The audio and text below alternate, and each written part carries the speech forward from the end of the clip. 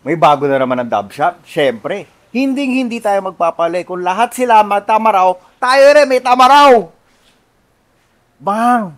Ikutan mo, bossing. Ikutan mo. Oh. Yan ang tamaraw ng dub shop. Okay? Ah... This is our XGS concept of Tamaraw or Hilux Tamaraw. As you all know, XGS is the first suspension to be developed for the Tamaraw. Okay? Check mo yung decals. It's all XGS. Uy, ang ganda. Okay. So, this Tamaraw has been lifted with XGS suspension. Pero, come here. Pero, all of you know, sold out. Sold out na siya. All of our 200 sets have been sold out for around 2 weeks pa lang. Since naglabasan lahat ng Tamaraw, sold out. So, right now, paano yung concept car natin? Meron pala tayong alternative. For now, we installed the Explorer suspension para mag-lift tayo ng 2-inch. That's Explorer GT monotube. This is tunable shocks from Thailand also.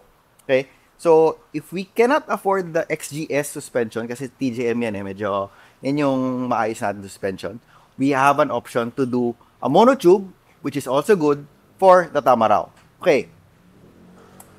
Etong Tamaraw natin, 2-inch lifted.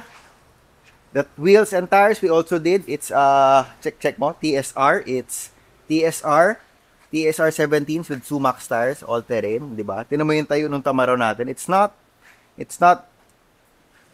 lowered anymore na maliit yung tires. It looks like a proper truck, di ba?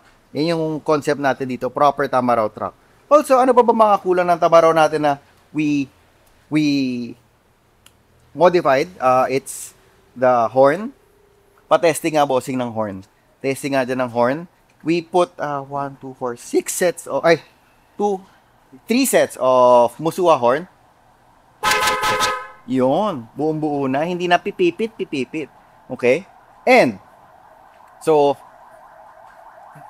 sa loob tayo. Pa-unlock. Yun, pa-unlock. Sa loob, tinunod tayo loob. Sa loob, meron tayong TJM na seat covers para maprotektahan. Kasi syempre yung Tamaraw, wala naman seat cover yan. Para maingatan yan. And then, dito naman, it's our TJM matting. O, di ba? Ang ayos ng Tamaraw natin. Okay, but basically, this setup is our stage 1. Mga basic muna tayo. Later on, as our parts arrive, we will have a stage 2. So, papaabang ko sa inyo yung stage 2 ng Tamaraw build natin. Okay, I'll brief you dun sa mga ginawa natin. First, the suspension, the mags and tires. Meron pa tayong isang special na kinabit sa Tamaraw. What is that?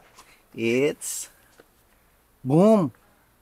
Twin exit na HKS exhaust. Bossing! Pa-sound check naman dyan. Uy! Okay. Yung bomba! Yun o! Sige, sagad mo! Yun o! Yun o! Alright! Okay guys, so that is HK exhaust for your Tamaraw. Sobrang tulin. Buo yan, pati itong catalytic natin, palit yan kasi full exhaust tayo simula turbo palikod. Alika. May dinagdag pa pala tayo dito sa Hilux na to improve the performance. I mean, matulin na yung Hilux to begin with, the Tamaraw to begin with, matulin na siya. Pero may dinagdag pa tayo. And what is that? Check mo yung demonyo dyan sa gilid. Ayun, may demonyo. 'Di ba? Kitang-kita yung demonyo. What is that? That is the ECU shop pedal controller. I think it's the throttle controller. It has 9 modes. 9 modes from little to maximum. So kapag gusto mong medyo bumanat-banat sa Skyway, pwede nga pala siya sa Skyway. Pwede na tayo makipag-unahan. Pero syempre speed limit lang tayo. Oh, 'di ba? Ano pang dinagdag natin dito?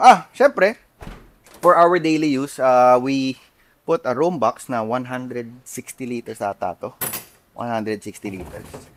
Itong room box natin, ipa-plaster natin siya dito. Kasi nga, very useful for for this truck to have a storage space. Kasi ito, wala tayong paglalagay ng mga items natin. This will be, gagawa natin to ng mounting dito na naka-float siya. Tapos ilalak ko na siya dito. Tapos, yun, ang room cases naman natin can be locked. So, our stuff is securely fastened dito sa kotse natin. So, yung mga laptops natin, we can put it here, padlock lang.